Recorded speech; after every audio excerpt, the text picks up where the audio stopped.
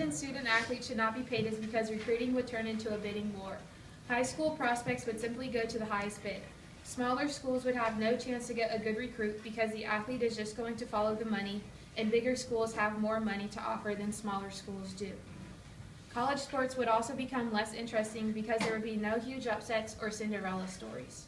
The few great athletes at the smaller schools would no longer exist, and the smaller schools because they would be getting less money there. Recruiting would turn into a thing where money is the most important factor, and that results in athletes going places they don't necessarily want to attend. The next issue is how is the NCAA going to decide who gets paid? Like we heard in the video, the only sports that really bring in money for the school are men's basketball and football. So does that mean only football and basketball players make money? What about the other athletes that play other sports and work just as hard as these players do?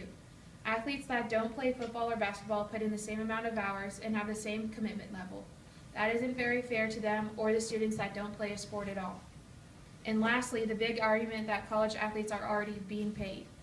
In an article from the Collegian that was published on February 25th of this year, it was said, NCAA President Mark Emmert admittedly opposes this issue. He said, as long as I'm president of the NCAA, we will not pay student athletes to play sports. We're providing athletes with world-class educations and world-class opportunities.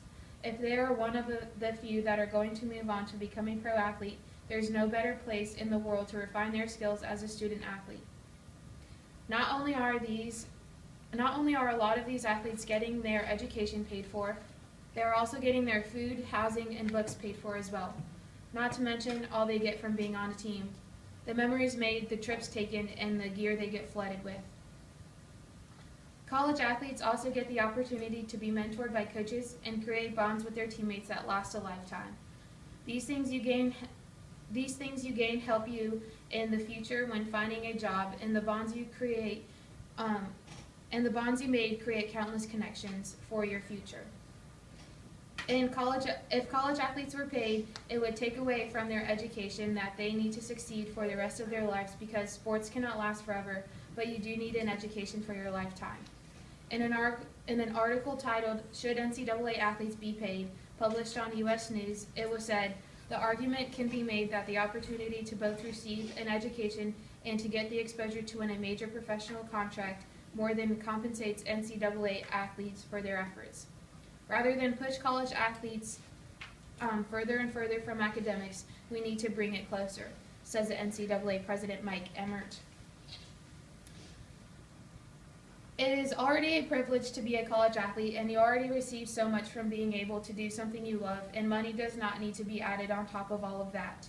As we can see, the whole world of college athletics would change if athletes started receiving a salary, and it would change for the worst, and that's why they should not receive money.